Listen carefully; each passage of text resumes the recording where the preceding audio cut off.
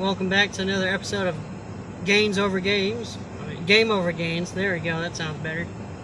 We're going to be talking about the 7 Deadly Sins today. You know, I'm talking about that awesome anime show. I give them props. It's amazing. I'm not talking about Full Metal Alchemist, which is amazing too. So you definitely need to go check those out. But because they have definitely good character developmental growth in both animes. But we're going to be talking about the Bible devotional. We're going to be only reading from the Wisdom book today, because that's where all the 7 Deadly Sins are located. I found it and I was like reading through, and I liked it a lot. So I'm going ahead and do a little smash course, talk about it, and go from there. So only this book today. The poison of pride. The Lord detests all of the proud of heart. Be sure of this. They will not go unpunished. Proverbs 16:5. The pride that God loathes is not a healthy self-respect or legitimate sense of personal dignity. It is the haughty, undue self-esteem out of all proper proportion to our actual worth. It is the repugnant egotism that is repulsive to both man and God.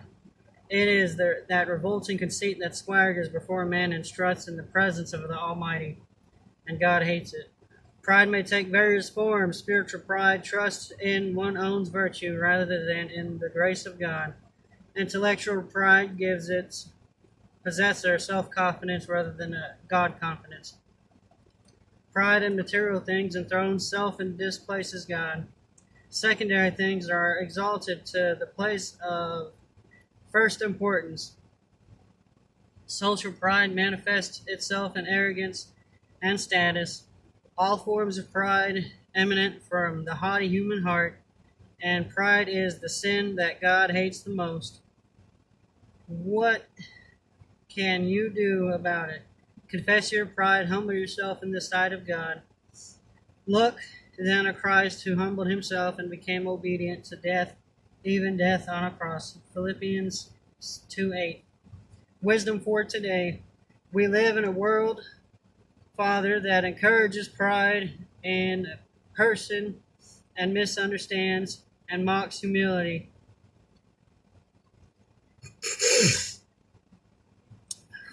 We know that every good and perfect gift comes from you, and we will choose the way of humility over pride.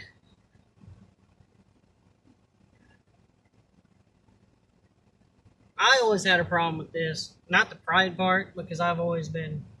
Okay, when I have a good workout week and I get all on top of things, I definitely get a little prideful, a little bit ahead of myself. But I always had an issue with being humble, or being too humble to the point where I didn't really defend myself in front of people. Then there's sometimes you don't really need to defend yourself and go on your very way. The only person you need to defend yourself from is from yourself and others that are trying to harm you. Let's continue the poison of anger. A fool gives full vent to his anger. Proverbs 29:11. I started hitting the boxing bag to deal with my anger and stuff from past events. And it's been helpful, especially if I focus on the technique more than lashing out. If I focus on the technique, perfecting an art, and I like that. So we're going to definitely continue that, because I need hobbies. We all need hobbies, you know it. So anger is one sin that everyone is capable of committing. The tiny baby has a tantrum and spits up her dinner.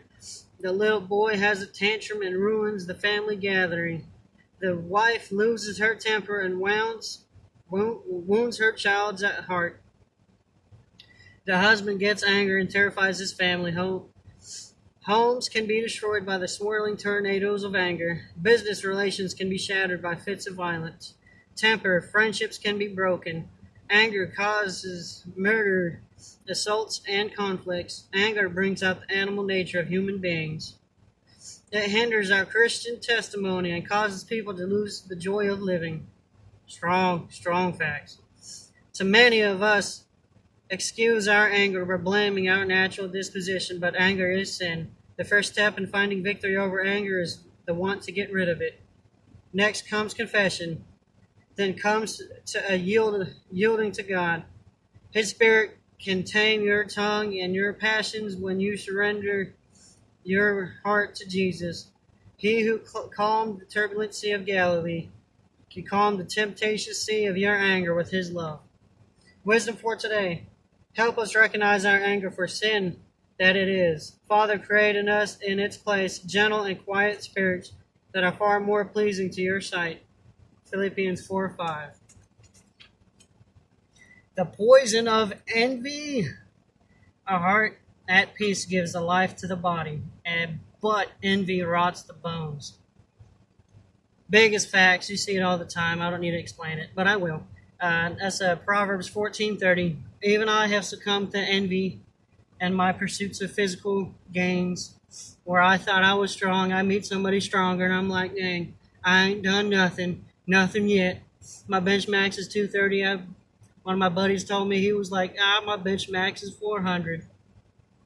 Well, then I will definitely do my best to make it up. But I'm not sure about that. I ain't trying to do too hard. I'm just trying to make sure I stay fit and healthy and have a mind of goodness. So if my goal is 400, sounds good. I'll go for it. But I'm going to go at my own pace, despite any enviness, because, I'm a little overweight, I ain't going to lie. But all in due time, going at it again and all that stuff. So, in ancient Greece, the citizens of certain city erected a statue of a celebrated champion in the public games, but his rival was so envious that he vowed to destroy the statue. Every night after dark, he went to chisel away at its base. It did fall, but it fell on him. That jealous athlete died, a victim of his own envy. Envy destroys our spiritual health and takes the joy of happiness and contentment of living. Envy becomes the spiritual leprosy, isolating us from both God and other human beings. No wonder God ranks envy on the same level as sexual immorality, adultery, witchcraft, and drunkenness. See Galatians 5:19 through 21. To get rid of this devastating poison, first recognize that you have it. Then confess your sin to God and renounce it. Finally, since envy cannot be overcome in your own strength, open your heart to the transformation power of Christ. Wisdom for today. Envy destroys a person from the inside out. Guard our hearts, Lord, for this evil that can slip in so easily. May we be quick to recognize the jealous spirit and choose instead to count the many blessings you have given us. So back to the fitness thing. That's only one aspect. You can have envy in business, money, stature, house, and all that stuff. But when I go to the gym, I kind of look at people and see how they're doing workouts, just so I can see if I want to learn and do that kind of style of workouts and all that stuff, and see what more progression that there is to come and all that stuff.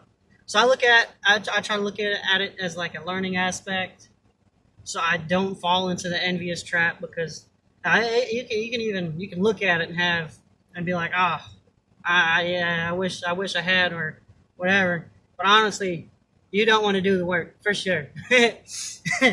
Because sometimes I don't want to do the work, and it's definitely humbling and tasking to even try to maintain fitness through all life's things, or try to gain it back after bouts of depression and all that stuff. So keep strong, keep the faith, don't envy. The poison of impurity. Among you there must not be even a hint of sexual immorality or of any kind of impurity, because these are improper for God's holy people. Ephesians 5:3. Need I say more? Men in the room, men in the car, men watching this, even females, they're not really saved from this, because they can definitely be impure. Especially if you ever hear girls' conversation about guys, you know what they talk about. But anyway, let's go ahead and read this. In God's eyes, impurity is one of the most revolting sins, because it twists and distorts one of God's most precious gifts, human love. Impurity drags the gift down to the level of the beast. Yet impurity surrounding us, as it does in the form of the filthy stories, subjective remarks, open vulgarity, magazines, on television, and the movies through the internet, as a better